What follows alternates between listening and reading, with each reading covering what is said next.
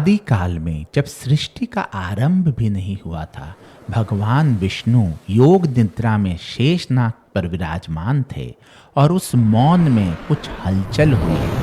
भगवान के कानों से जो कुछ भी सुना गया था, प्रशंसा और आलोचना, दो शक्तियां जन्म लेने लगी। मधु मीठे शब्दों से पला और बढ़ता गया, कैटब कड़वे शब्दों से पला और बढ़ता गया। दोनों एक ही भूख थी, अलग अलग मुखौटों में। ब्रह्मा सृजन की शक्ति जब प्रशंसा और आलोचना से घिर जाती है तो रुक जाती है, सृष्टि थम गई। तब ब्रह्मा जी महामाया की स्तुति करने लगे। दूरी को ओम शांति महामाया नमः शिवाया। तब कृपा हुई। महामाया जो स्वयं विष्णु के हृदय में निवास करती थी, उन्होंने अपनी निद्रा शक्ति वापस ले ली और भगवान जागे, क्रोध में नहीं, भय में नहीं, दिव्य संकल्प के साथ।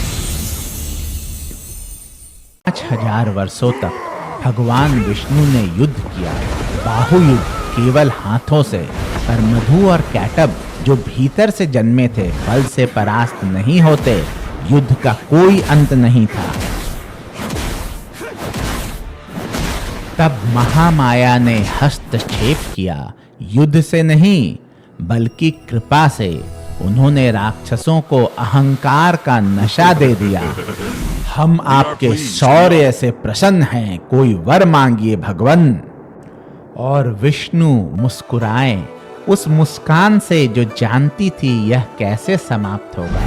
सुदर्शन चक्र उतरा, क्रोध में नहीं, प्रतिशोध में नहीं, कृपा में। मधु और कैटब नष्ट हुए, मुक्त हुए। आज हमने देखी है मधु कैटब की कहानी, पर क्या आप जानते हैं ये कहानी आज भी हर इंसान के साथ रोज होती है? हाँ, हम में से बहुत लोग इसके शिकार हैं बिना जाने। तो जब कोई तुम्हारी तारीफ करता है तो तुम्हें कैसा लगता है? अच्छा लगता है, बहुत अच्छा लगता है, और फिर हम इस तारीफ के आदी हो जाते हैं। यही है मधु, मीठा जहर जो धीरे धीरे हमारी पहचान को खा जाता है। और जब कोई बुरा बोलता है, क्रिटिसिज्म करता है, तब कैटब जाग जाता है। या तो हम अंदर से टूट जाते हैं या हमको बहुत गुस्सा आता है। दोनों में ही सुकून खो जाता है।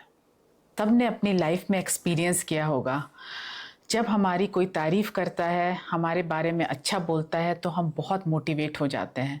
लेकिन जब हमारे बारे में कोई बुरा बोलता है या कोई बुराई करता है तो हमें बहुत बुरा लगता है और पूरा दिन खराब हो जाता है। हम टोटली एक्सटर्नली ड्रिवन है। एग्जैक्टली, दोनों ही केस में हम अपने आप से दूर हो जाते हैं। लेकिन सबसे इम्पोर्टेंट इस स्टोरी में क्या बात है? सबसे इम्पोर्टेंट ये बात है कि दोनों का ही जन्म एक जगह से होता है। मधु और कैटब दोनों कान से जन्मते हैं।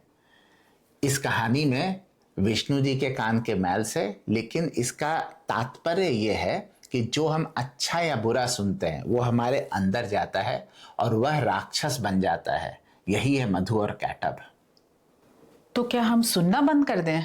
नहीं नहीं, सुनना चाहिए, लेकिन उस पर बहुत ज्यादा रिएक्ट नहीं करना चाहिए।